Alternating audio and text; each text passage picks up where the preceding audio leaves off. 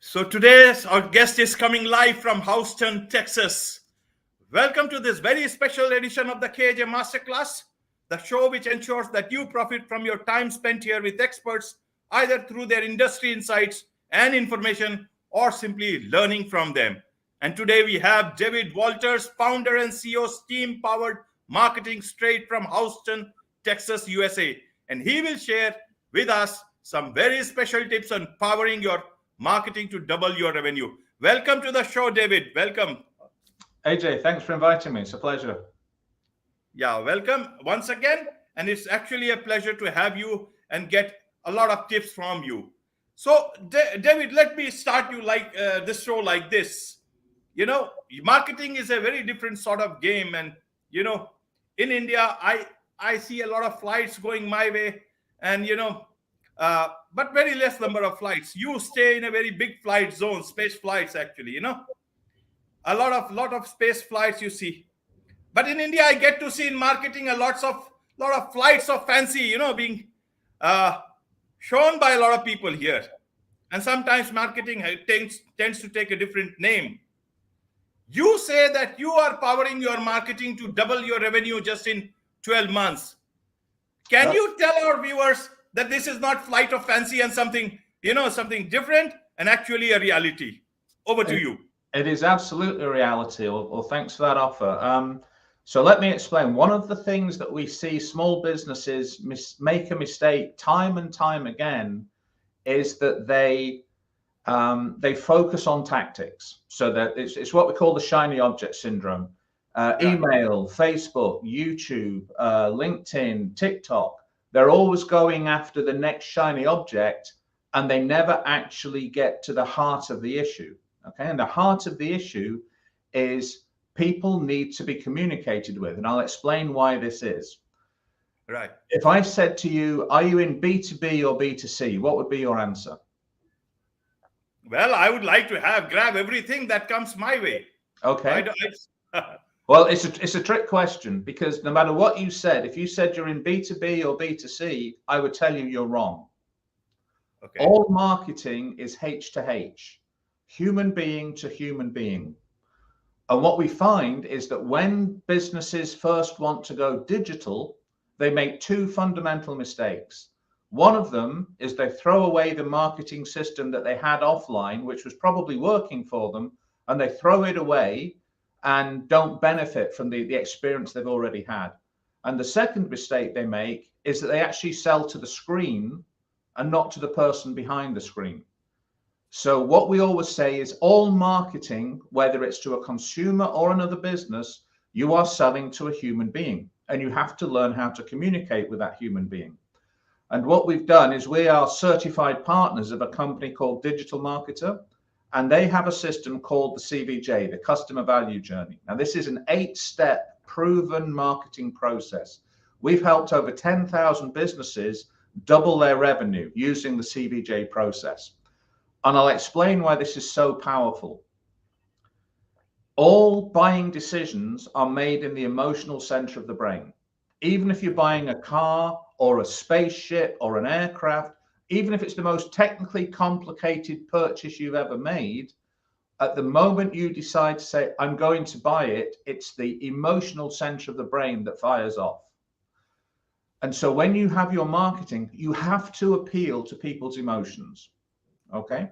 So to get those emotional statements, we use a proven system to bring in the buyer's emotion when we do this. And this is based on the psychology of human intimacy. Now, you don't look old enough to remember this, but there was a guy in the 70s called Desmond Morris. He was an anthropologist, and he wrote the first book on the human species viewed from the point of view of an anthropologist. It was called The Naked Ape.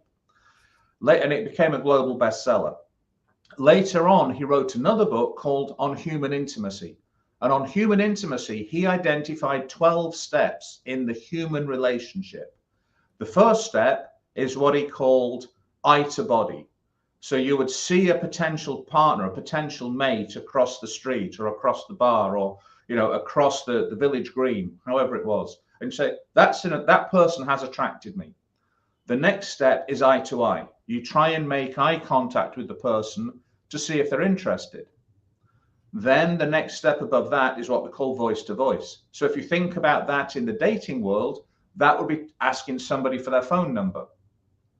And then after voice to voice, you get hand to hand. Initially, it would be a handshake if you met at a restaurant or a cafe. Later on, it could be holding hands as you go for a walk. And so this 12-step sequence continues through to ultimately level 12, which is consummating the relationship. Now, the two big findings from the work of Desmond Morris was, number one, the speed at which you go through all 12 steps has no relationship on whether you're going to be successful to get to number 12. Okay. The other thing he discovered was that if you miss a step, you can get away with jumping one step, okay? But you can't get away with two. If you jump 2 steps, it's too much of an ask. It's too much of an imposition on the other person. And rather than feeling like courting or dating or building that intimacy, it feels threatening. And this is where the vast majority of small businesses make their first mistake. They find somebody hits them on a website, or they get a lead for a referral, and they say, hey, you visited my website, buy my stuff. Okay? And they just jump too many steps in the process. So based on that, the relationship breaks down. They never get to build that relationship where they can trigger the emotional centers, where they can get that person to consummate them. So what the guys at Digital Marketer did was they took those 8 steps, the psychology of human intimacy, and they created what we call the customer value journey. And this is an 8-step process that goes from initial awareness, when you have that first eye to body connection, or in this case, an eye to a website, or eye to a blog post, or eye to your Facebook page. But it's the first time the customer becomes aware of you. Then the next step is what we call the engagement phase. This is where you provide value. Okay, there's a psychological thing called the law of reciprocity.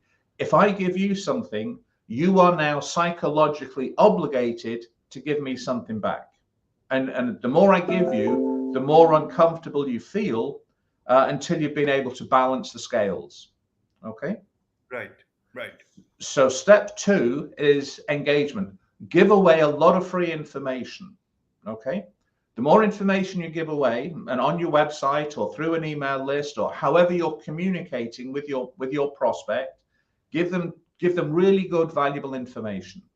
This is where content marketing comes in. If you can give them good content, they'll keep coming back to your website to review it. Then you get to the 3rd stage, which is what we call subscription. This is the equivalent in the mating sequence of talking to somebody. Okay? And what you're doing is you're saying, hey, I've got a really good piece of information for you here, and I'm going to give it to you, but I want your email and your phone number in return. That's what we call gated content. So at the engagement stage, we give ungated content. It's free. It's on the website. They can read it. They can get whatever they want.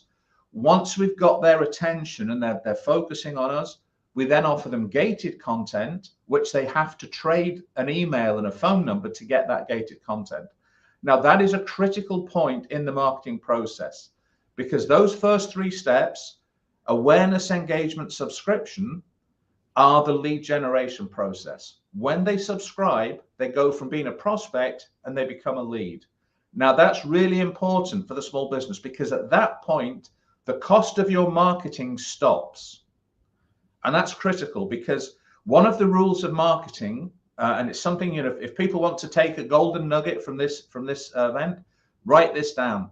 He who can spend the most to buy a new client wins. Okay. So if you can spend more to get your initial client, more than your competition does, you win the game of marketing. Okay. So he who spends the most to get he who can spend, sorry, let me correct that. He who can and is willing to spend the most to get a new client wins. That is the golden rule of the game of marketing. Now, and just to give you another data point, those three bottom boxes, awareness, engagement, subscription, are typically 6 to 60 times more expensive than the whole of the rest of your marketing put together. So it's critical you think, how are you going to get, in an ethical and a non-threatening way, how are you going to get the email and phone number of that person who is paying attention to you? Once you've got that, you are miles ahead, you are streets ahead of your competition. Right. Okay. Now we can market to your lead for free because you've got their email, you've got their phone number. So the next step in the process is what we call the conversion stage. You can remarket to them. You can send them emails, whether you feel comfortable emailing every week, every 2 weeks, or every day. As long as you are not being spammy, as long as you are not being rude to your potential client, the more emails you send, as long as it's, again, valuable information, the stronger the relationship gets. Imagine in the dating sense, you get somebody's phone number, you say, hey, let's go for a coffee. You go for a coffee, and then you ignore that person for 6 months. And then 6 months later, you say, hey, let's get married. I said, who are you? I haven't heard from you for 6 months. What's going on? Okay.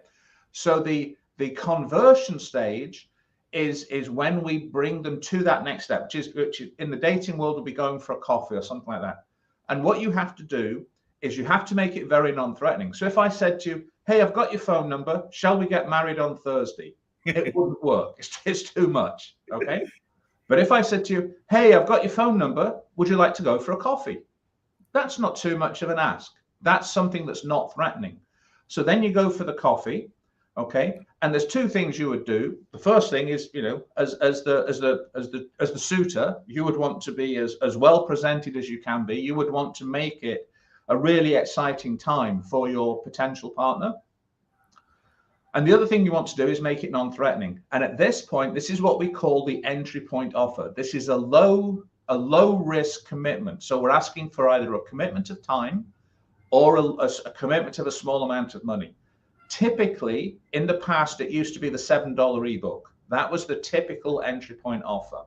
Now what we see is actually a small commitment of time. A 15 or 30-minute discovery call is enough to see if that person's willing to take the next step.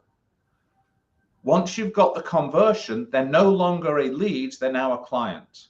But you now have to actually get them to buy something serious because they've committed to you, they've given you some of their valuable time. You have to excite them. And the excitement is to find out what their needs are and then express to them how you can solve their needs. That's called the excitement step. And the excitement step leads to the core offer. And the core offer is the main product or service you want to sell. So that's how you get a new client. But the story doesn't end there. There's 3 more steps. Okay. Right. Once you have a client, you have to do what we call maximize the ACV. The ACV is the average customer value. And if you remember before, I said, he who can and is willing to spend the most to get a new client wins. Initially, yeah. If you have a plan to maximize the value of that client, you can actually afford to make the first sale at a loss or a break even. Okay. If you make that first sale at a break even, that's what we call an SLO, a self-liquidating offer. But the beauty is now you have a client who's bought from you, they trust you, they like you, and who is more likely to buy from you a second time, a complete stranger or a previous client? Well, it's obviously the previous client. You've already got the relationship. Right. So what we do is at the next stage, this is what we call the ascension ladder. And when we work with a small business, we sit down and say, okay, what is your core offer? What is the thing that you are best at selling? Then we say to them, let me just step back. Have you heard of a gentleman called J. Abram? Okay. J. Abram is considered to be the marketing guru of the 20th century. Right. I'm very lucky. I'm actually in a mastermind group and Jay is one of the participants. So we get huge amount of valuable insight. But one of the things that Jay says is there are only 3 ways to grow a business: get more customers, sell more to them, or sell to them more often. Most small businesses make the mistake that they want to grow by getting more customers. But remember what I told you, that lead generation is 60 times more expensive than everything else in your marketing funnel. Okay. So what we do is when we first work with a client, we say, okay, what's your core offer? What can we offer our client that's valuable to them in addition to your base offer. So how can we bundle? So let's say you had a service. So for example, in my case, LinkedIn marketing. I have a program that I can help people do LinkedIn marketing. Okay. I also have a done for you service. I say, well, okay, especially a business owner or a business founder, I just don't have the time to spend on LinkedIn and to do this. Okay, we can help you. We can give you the tools and the support to make your LinkedIn marketing effective without spending as much of your time on it. Okay, so a done for you service is a natural upsell, a natural thing to bundle with your core offer. The next thing to look at is what we call a cross sell. So let's say, for example, you were in the business of selling push bikes. Okay, so you can have your basic 5-speed push bike, or you can upsell them to a 10-speed push bike. Okay, that would be bundling. That would be increasing the value of your core offer. But in addition to that, you can sell complementary products and services. So if I was selling you a push bike, I say, hey, AJ, would you like a helmet and a water bottle and a tire pump? That's not part of my core offer. That's all what we call a cross sell, but we're adding additional products and services that fit the basic offer. Okay. David, sorry to interrupt you here. Okay. One thing I wanted, you want to complete a point first? No, that's fine. I mean, just remember, we're on what we call the ascension ladder. There's 2 more steps if we can get to. Okay, so you first finish this, and then I come to my questions. That will be better. Then. Yeah. All right. So 2 more things that we build into this marketing system. People are most influenced by what other people say and do. It's called social proof. Okay. So when you have made your first sale and you have a happy client, the very next thing to do is to get a testimonial from them. And that should ideally be a video. Video is 14 times more powerful than the written word. Okay.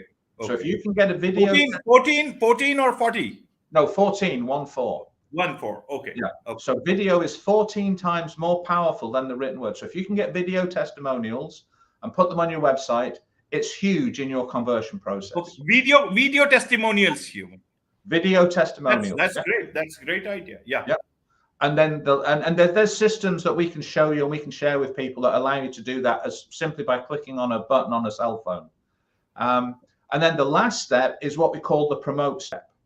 Now, this is a tricky one because this is where you're getting your clients to promote you and bring you referrals. Okay. And most people would say, well, what's in it for me? I know you did a great job for me. I'm happy, but why am I going to risk my network for you? And the way you do this is you set up the situation where people can talk about the thing they love most of all. And what do people love to talk about most of all? Themselves. Okay. People always like to talk about themselves. So to get them to promote you, just as we're doing here, you could do a little webinar, you could do a Q&A session. You get them to tell the story of how successful they've been because of your product and service. Okay, because then they're talking about themselves. They're talking about I did this, I did that. Yeah, we used your marketing system and we doubled our revenue. We're happy with that. But then once you've got to say, okay, who would you like to share this with? Oh, well, so and so, so and so, and so. So you create that opportunity for them to talk about themselves, about how successful they've been. Then you share that with their network. And obviously people say, well, if he's been successful, I want to be successful. I'm going to get in touch with Dave. And then that's the last step. And then when you join that promotion stage back to the awareness stage, you create what we call the growth flywheel. And for a client, we would run this for 12 months. So we do 4 90-day sprints. In the first sprint, we design and build their growth flywheel. And then if I said to you, do you think in any one area you could get 100% improvement? The answer is probably no. That's a big ask. But if I said to you, do you think in 3 months we could improve the value of our sale by 26%? Well, that's probably doable. If I said to you, do you think we could improve the quality of our conversion process by 26%? Yeah, we could probably increase our conversion rate by 26%. And if I said to you, can we increase our lead generation by 26%? Well, probably we could over 3 months. If we get a 26% improvement in customer value, a 26% improvement in conversion rate, and a 26% improvement in lead generation, at the end of the year, that's a 100% increase in revenue. That's how the system works. Okay. Okay, David. Well explained. Now, here's my very simple question. Okay. That you say that we'll improve your revenues in 12 months, especially to small companies. Okay, am I right? Yep. That is what we have done. So digital marketer have done 10,000 businesses. Right. There are hundreds and hundreds of marketing companies across the world, especially in your zone, in your area itself, in your line of business, there might be. Now, everybody promises a lot of things. How are you different than them? Second thing is, in the dating game or in marketing, as you said, those who spend initially, if they can have the power to spend more, they win the game. Is that right? That's right. Yeah, the quote is, he who is willing and able to spend the most to get a new client wins the game. Okay. So two things. What are you doing different? And can small businesses that you mostly try to cater them can afford and win this game if they don't have much to spend at the initial level? Absolutely. These two questions. Yeah. Okay. So the first thing, again, as I explained the system to you, we're talking strategy. Okay. I haven't told you any tactic in that system at all. I've told you the strategy based on human psychology. Okay. Right. So basically, once we know the strategy, then we work with a client and we find the tactics that they need, depending on their market, depending on their product or service, depending on the emotional triggers of their client. We then help them choose the tactics which are most appropriate. Okay. And the difference is, if you remember, I said one of the mistakes companies make when they go digital is they throw away their current marketing system and they do everything. They go after shiny objects. What we say is, show me how you are marketing today, and let's take that same proven system that works, but amplify it using digital techniques. So we're not saying throw everything away. We're saying, if you have a marketing funnel that already works, we will use digital techniques to amplify it, to give you more volume. And so that's the difference. We don't throw away what they're already doing. We're taking what works for them. We're transforming it into a digital system, and then using digital techniques, we amplify the effectiveness. So that's what makes us different. And the second thing is, how do you afford it? Well, this is where really understanding the buying persona of your client's important. Right. If you can get them, so that ascension ladder, that stage where I told you the core offer, the bundles, the cross sells, and there was another one, a subscription service. The ideal operation is to ascend them up the ascension ladder until you have them on some sort of subscription service, a membership club, or so for example, if you were selling supplements, okay, it happens all the time now. If you can get people to say, hey, I want to buy my vitamins from you every month, and if you subscribe to my product, I'll give you a discount because you're now a subscriber. That way the client is going to stay with you. I mean, Amazon's doing this now with the subscribe and save. Okay, if you can get your client to a subscription service, then you have them, your client retention is much higher than if you keep them at the transactional level. Right. And you get to choose 1 month, 3 months, 4 months, whenever you want the refills as such. Absolutely. But also you're making it easy for them to buy from you, because then they don't have to say, oh, I need my vitamins next month. I'll go online. Oh, that's a pretty container. Oh, that's a new person. They just know, oh, hey, I'm going to get my vitamins every 3 months. David's going to send me the vitamins, and he's going to give me a discount because I'm subscribed to him. I don't even need to look at another competitor. Yeah.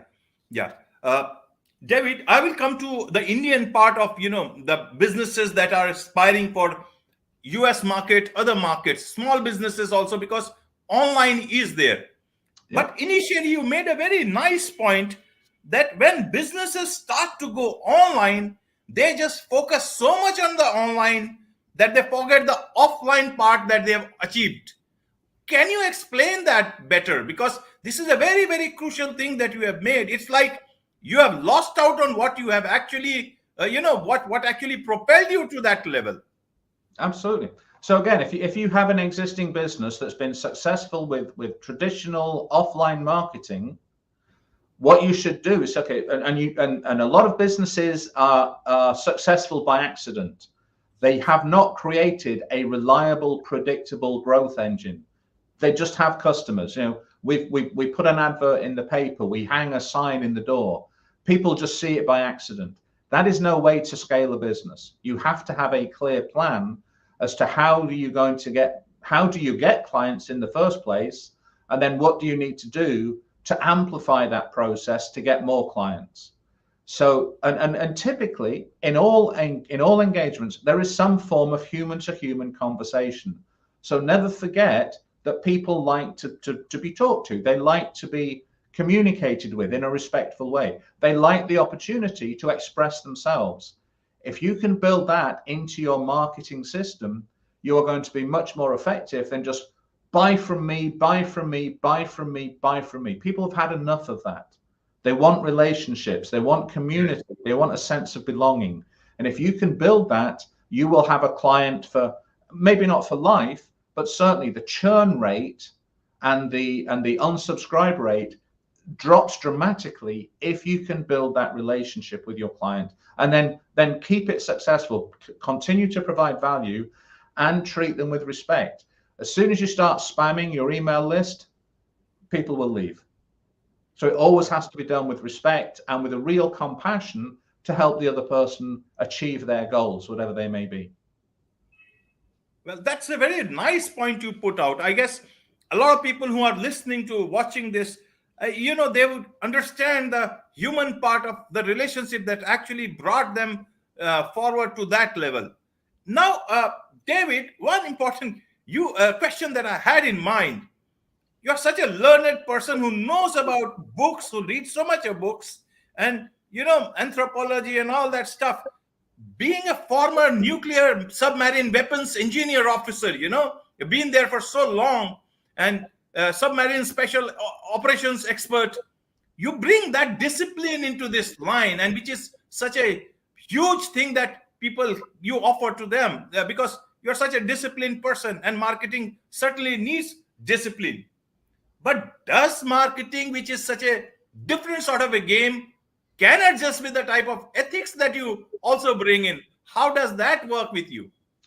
Okay, and that's a very good point. I mean, I was on submarines many years ago, but one of the things that we always understood and why our training was so intense was when you're on operations, anybody from the junior cook to the captain can make a mistake that puts the whole submarine at risk. So you have to have absolute trust in everybody on the submarine.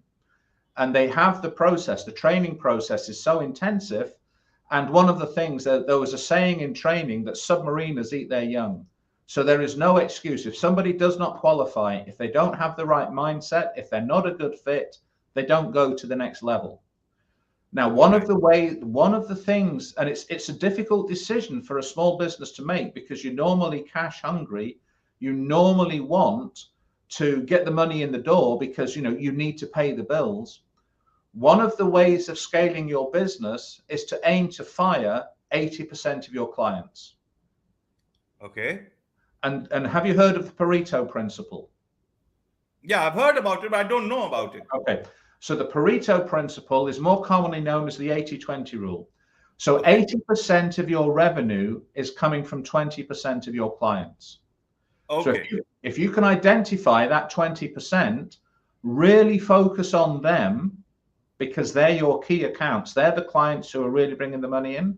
Then what you do is when you identify the bottom 20%, okay?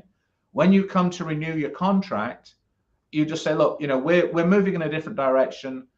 We're not able to serve you the way you want anymore. So you get rid of that 20%. So now you have more time.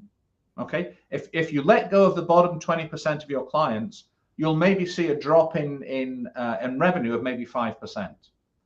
But you've now got all this extra time and capacity to serve not only your top 20%, but also to then serve the what we call the star accounts. So your strategic accounts are the ones that are bringing in 80% of your revenue. The next group of 20 are your star accounts. And these are the ones that you really want to work with and see, what can I do to sell them more, to serve them better, to help them get a better product or service from me, to move them into that strategic bracket. So by firing your bottom 20% of your clients, you're more able to serve your strategic and your star accounts to get more value, and actually you get more money from less effort. But that's something that a lot of businesses really, I've got to have everybody, I've got to serve everybody. No, you serve the people who are in the best relationship with you that you are best able to serve. And the other side of the Pareto, and this is common, this is measurable, is 80% of your customer complaints are going to come from 20% of your customers. So they're the ones you want to get rid of and focus on the customers you like. In fact, they are using this 80-20 rule in marketing in a great way, in digital marketing, in terms of the type of content that you are throwing to your customers, that 80% of the time you got to show them content and 20% of the time you actually market. But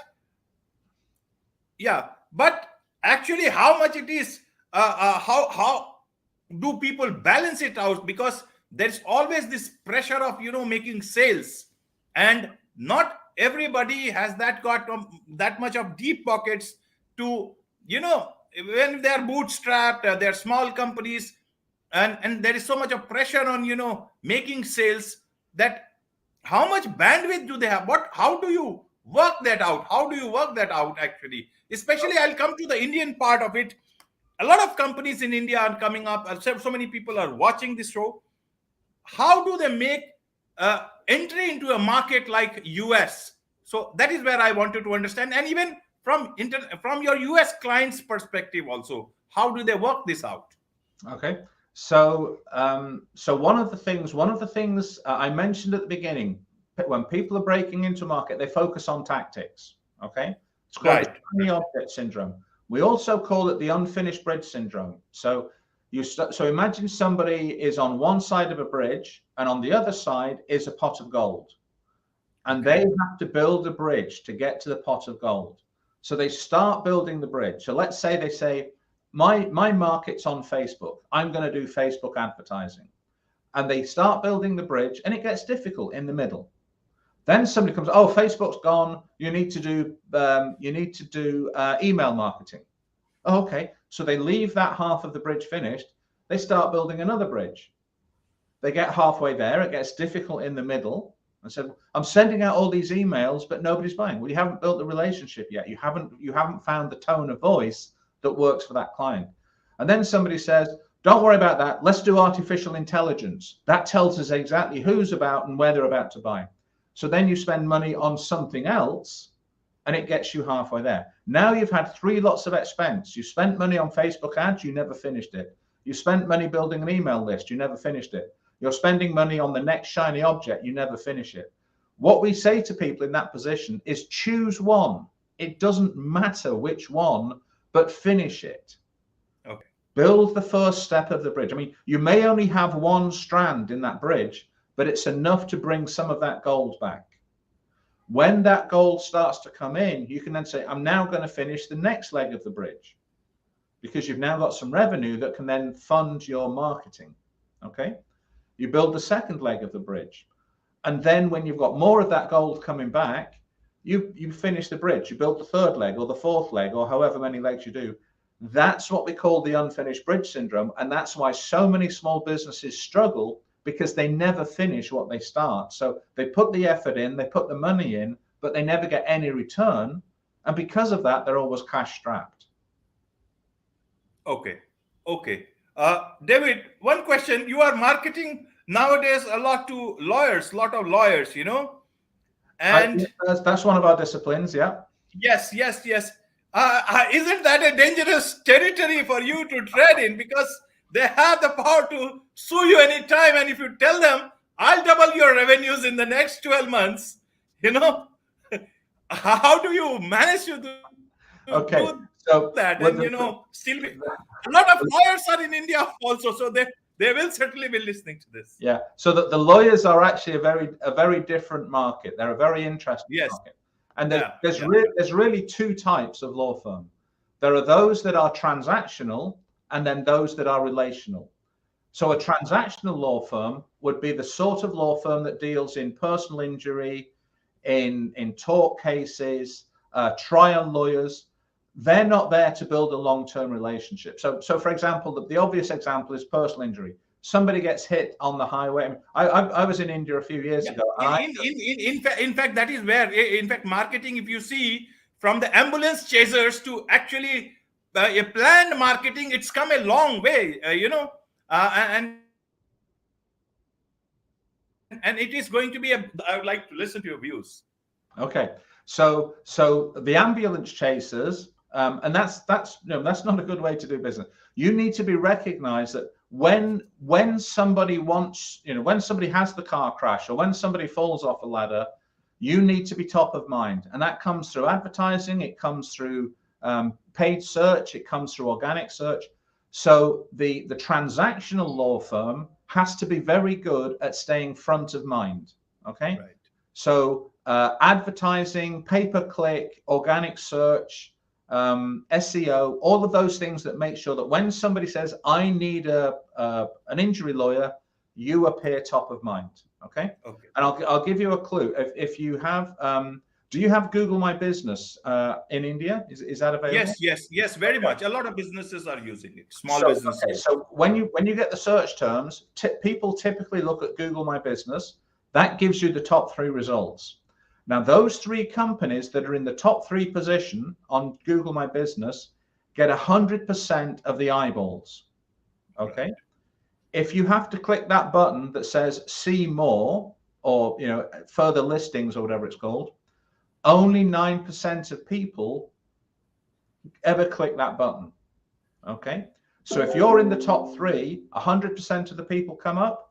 If you're in 4 and beyond, only 9%. So if you're in a transactional situation, you really want to be focusing on the PPC, the SEO. If you're in a relational situation, so for example, the family law firm, okay? Right. So let's say that somebody says, I want a prenuptial agreement. It then goes and they end up having a divorce.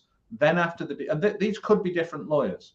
Then after the divorce, they say, hey, I need to change my will. I need to set up some trusts. I need to do something for my future children. That's where you get the relational marketing. And it's where you say it may be different lawyers, but one of the things we teach is what we call golden nuggets. My estimate in a typical law firm in the US, which is doing law the way they've always done it, there are hundreds of thousands of dollars of unrealized revenue because they're not practicing key account management. They're not looking at how can they join those relational opportunities together. Right. Okay. It's like so as of now, you haven't faced any difficulties from your lawyer clients as yet. Not yet, no. But nobody's seen me yet. So. That's great. Now coming to the marketing and the India part of it, David, that is where your you can find a lot of big business. India is a huge country, huge number of people, and lot of firms are coming up. Small businesses, medium-sized businesses, individual firms. So many of them are coming up, and a lot of them are aiming for the US market, European market, other markets because of the online facilities, online tools that are available. Now, if you were to look at India for as a market for you, to get because it's a global world now, and they can do with a lot of good advice from you. Even a lot of Indian lawyers too, because there are so many international firms also looking at India. They can have tie-ups. Purely from a business point of view, what would you tell them about? What are the tips that you can offer to them in terms of value, that this is the value you will get if they try and if they engage with you, small business which is just starting up, maybe. Okay, so if a business wants to break into the US, again, you must remember the US is a totally service-centered mindset. Okay. So you have to provide excellent service, and that doesn't mean constantly spamming people. Give people the space to make their own decisions. There's an old adage: people hate to be sold, but they love to buy. That's a very good line. In fact, I saw it on your in your profile, and I love that line, actually. It makes so much of sense, that Absolutely. they hate to be sold, but they love to buy. Absolutely. So again, it goes back to the emotional understanding. What is the benefit to that person from your product or service? Couch it in the terms of the emotional benefit, the emotional value they will receive, and then make sure that you deliver on that. So you can offer anything as long as it's done respectfully and you deliver on your promise. You can break into the market. Okay, and how do they take your help, your services, being here in India? How do they connect with you? How do they talk to you? See whether there is a fit at all. Sure. If I'm on LinkedIn, if anybody at all wants to connect with me, send me a message through LinkedIn. I'll be more than happy to book a call. I mean, in the past I've worked with Indian development teams, so I'm comfortable working the time zone changes. So if anybody wants to have a chat with me, visit my LinkedIn profile, send me a message, and I'll send you a calendar link, and we can book a quick call just to see if there's any value or anything we can offer to help with. Right, David. Even I will include your details on the YouTube description, so that YouTube, notes, so that they can know where actually to find you, and easily they can find you. Thank you. Now in terms of the business part is over. The bigger business part is about the valuation of companies, David. You do a lot of work in this, to let companies realize maximum value when they exit their businesses. Absolutely. Yeah. Absolutely. Let me explain how we got here. Right. Several years ago, when we just had the marketing agency, I was working with a chiropractor, and we looked at his business, we looked at his competition, said, oh yeah, it would not be difficult with where you're positioned to double the amount of people coming through your front door, which I thought the guy would have been very pleased about. He turned purple, and I thought he was going to physically attack me. And he said, the last thing I need is more clients. I need higher value clients. Okay. And so I had not done enough work to understand the needs of that individual. And what had happened was, in the past, he was getting a lot of high value chiropractic clients from the insurance companies, from car crashes and accidents at work and things like that. Over the previous few years, the insurance companies have got much more integrated into the medical systems and the doctors' networks. So now this was all staying within the network, and there were very few people going outside to the independent chiropractors. And he was getting the low value, the Medicare, the people who were coming in at sort of $25 on a government sponsored program, and he was missing out on the $75 or the $100 appointments that he would have normally got from the insurance. So our marketing, when we went in, we didn't ask the right questions. We didn't understand our clients' needs well enough. We went for volume when actually the marketing should have been for quality. Okay. And so one of the things I'm always very careful of now is, okay, if I'm going to write for you a marketing strategy, it has to align with your business strategy. What is the strategy for growing your business? And regrettably, in many cases, the client will say, we just want more money, we want more clients. Well, that's not a strategy, that's a dream. Right. So we found that they didn't have a coherent business strategy. And then I said, okay, let's say we can double the size of your business. What do you want to do then? Well, I don't know. What can we do? Well, I don't know. That's your business. It's your decision. But one of the things you need to think about is how you're going to exit the business. And here's one of the great tragedies. Most people who commit their life to their business think that when they are ready to go, they can just sell their business make a ton of money and go and retire and spend time with the grandchildren or play golf or whatever their desire is. The grim fact, the grim reality of all the businesses that are offered for sale, only 5% ever get bought. Okay. And if that's a very low figure. That's a very, very low figure. It is, and it's a shame because a business owner thinks, I've put my heart and soul into this business for the last 20 years. It's worth a fortune. And when they do and this is the other tragedy, if the business is based around the skill of the entrepreneur, of the founder, it's actually not a business. Because when you value the business, say, okay, so you do all the business decision making, you do the client relationships, you do the customers, you do the service delivery. So when you take my money and walk away, who's going to be doing that?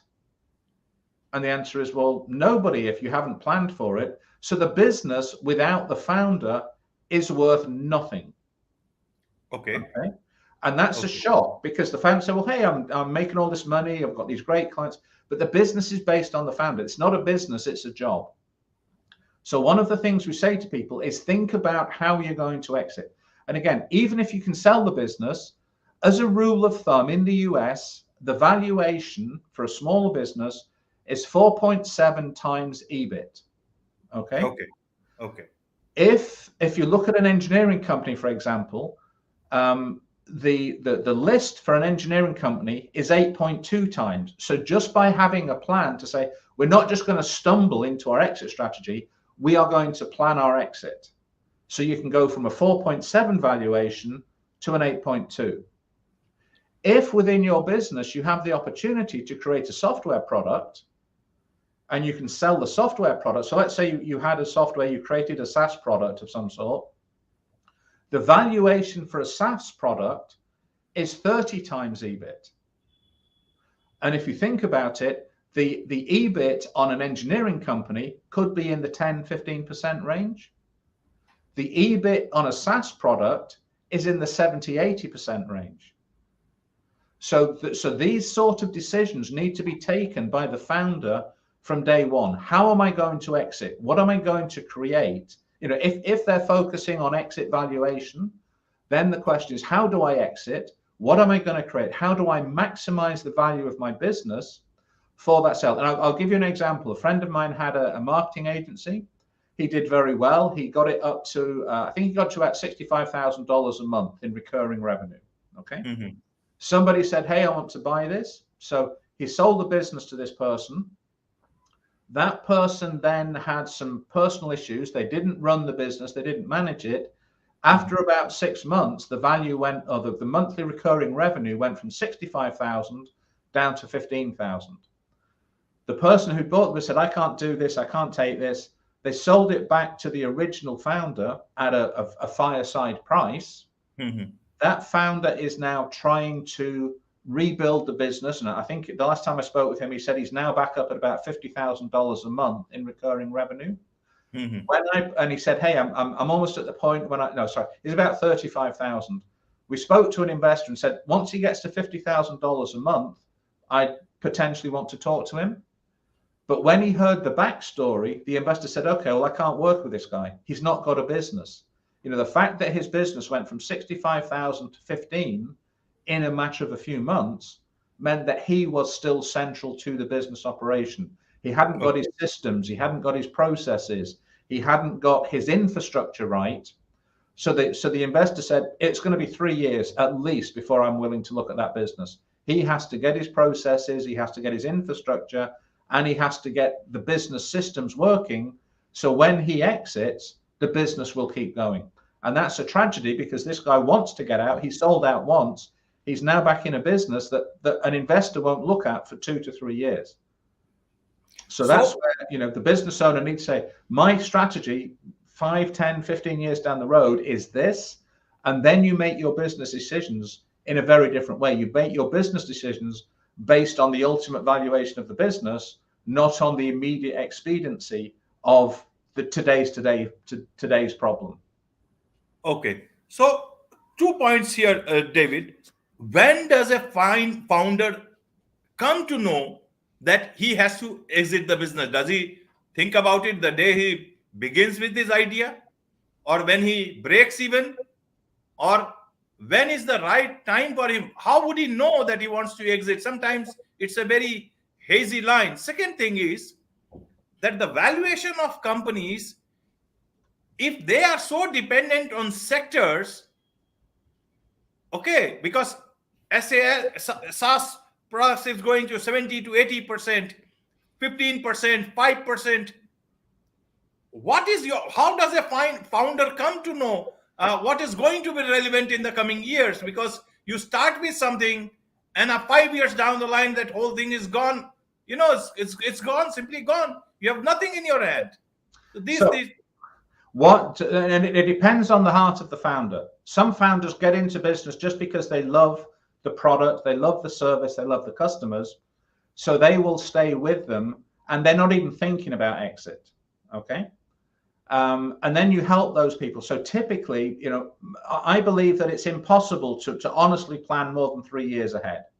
And we use a process called the 12Q planning. So we always have a 12-quarter plan, and we work that plan. And that's what we recommend to our clients. So when does okay, carry on, then I'll go. Sorry. So the sweet spot for an exit is no less than 1 year away, maximum of 3 years. 3 years is the ideal because it gives us time to make the changes in the business to maximize the value. So in some cases, if you had a founder of a long-established business, it may be a personal change. They may say, okay, I've got grandchildren, or my health's deteriorating a bit, or I want to spend more time with my family. So the decision to exit is a personal one. Okay. And what we do is, okay, in 3 years' time, let's do these steps now. There are 7 different protocols that we can implement to maximize the value of the business. And then they exit at year 3. Another option is someone who comes in and says, I just want to build a business. I want to maximize the value. I want to sell it, and I'm going to take that money and then build another business. So that's the serial entrepreneur. So they go in with the focus right from day one of building and selling straight away. Now, you may say, so how do you get from a low margin business to a high margin business? Right. Well, I have a client, and I'm actually meeting him later today, who is in the health and safety space. Okay. So his business is actually body shopping. It's relatively low margin because he's bringing in safety inspectors, putting them on sites, and then they're serving the contract.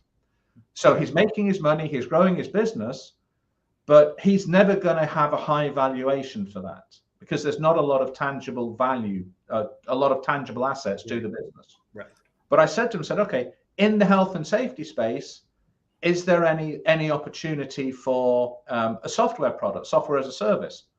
And he said, well, I don't know. I said, okay, that is the way you can massively increase the valuation of the business for exit. So when you go in, even though your day-to-day operation is providing safety inspectors to construction sites and industrial facilities and whatever else, think about how you could create a SaaS product that you could then say, okay, I'll split the business. I'm going to create, from my initial core, I'm going to create 2 businesses. One of them will be my safety inspectors. The other one will be my SaaS product. And actually, I don't mind if I don't make a lot of money on the safety inspectors because they give me the bread and butter money. They give me the customer relationships. They give me the exposure. But I'm going to sell out when I've built my SaaS product, and I'm looking at 30 times EBIT, and my EBIT's going to be running at about 80% of revenue. So that's another strategy. Use your existing business to fund the business you want to cash out with in the exit world. Okay. So is it also included in your strategy to enter the stock market for the IPOs and all? For a small business, that's a big challenge. But one of the things we often find, we have a great network of investors. What the investors will often look at is actually bundling together a dozen similar businesses. So then the volume and the mass, they'll create a consortium, they'll create a group of like businesses.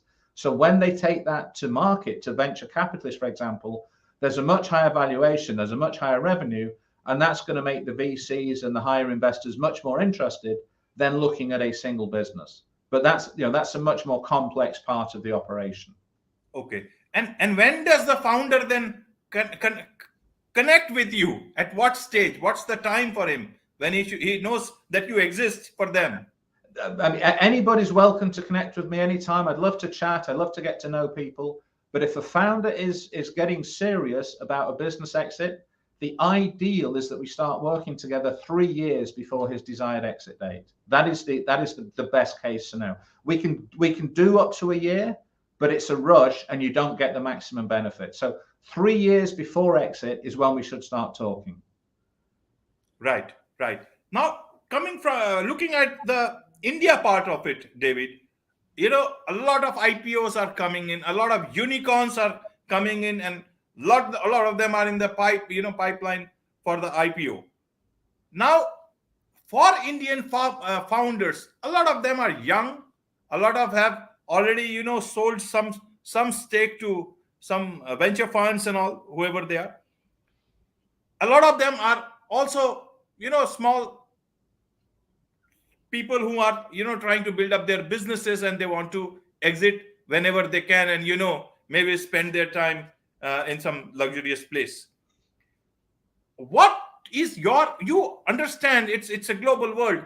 Have you observed the Indian system, how it works, businesses, how they work? You have worked with Indian businesses earlier on. How do you look at the Indian IPO, Indian founders, and the way they want to, how they can create better valuation for their companies, which they are having at the moment?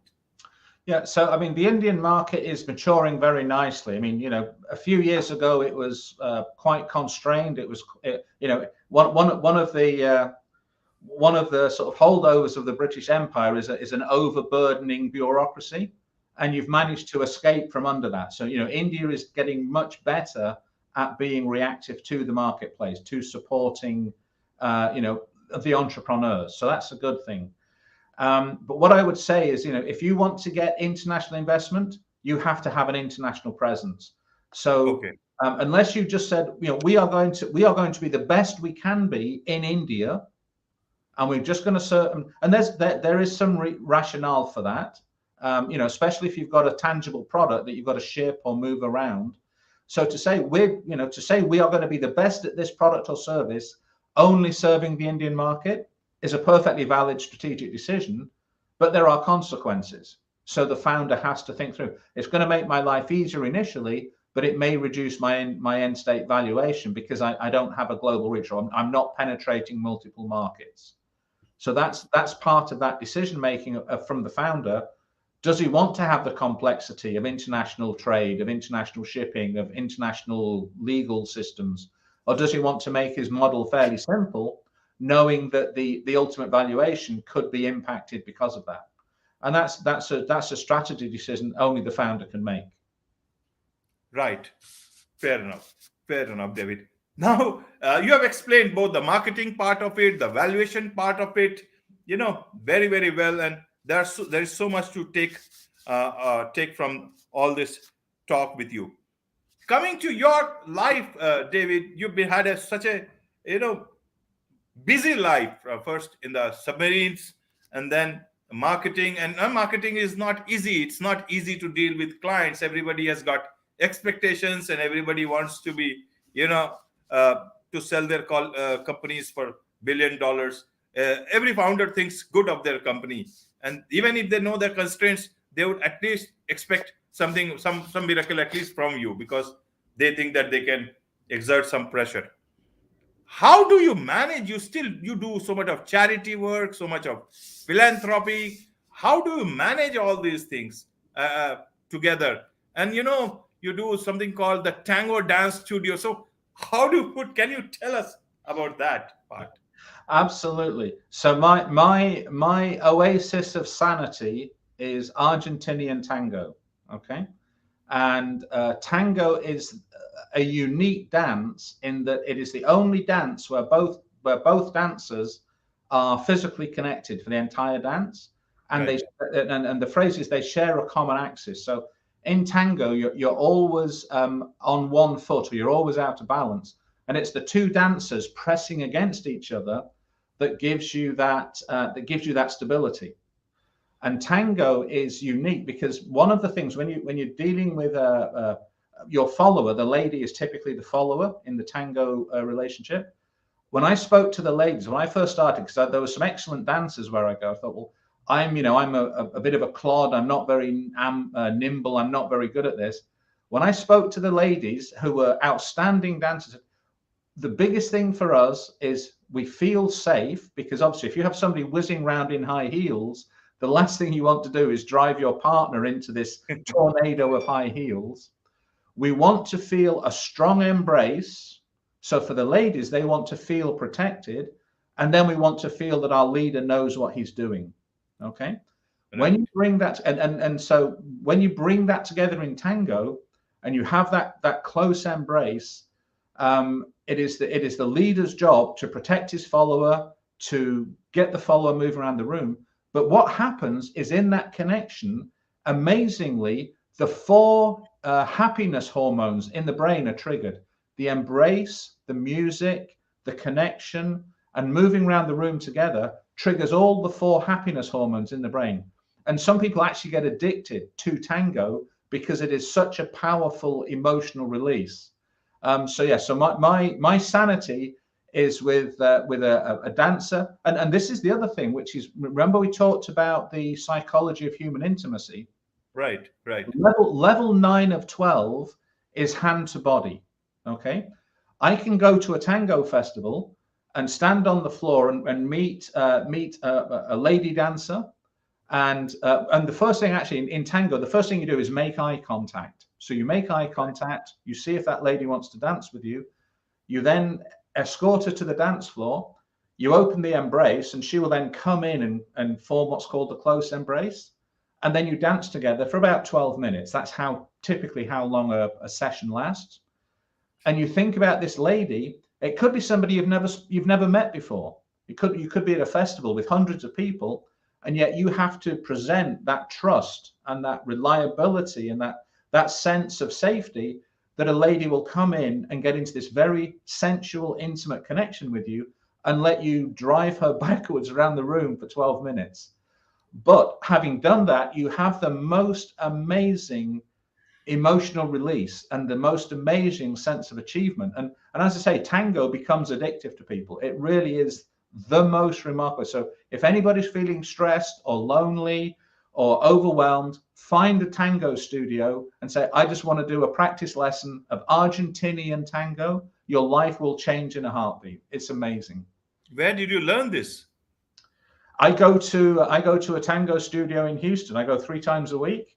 I'm helping them with their marketing, and I get to dance with some of the most generous and gorgeous ladies in Houston.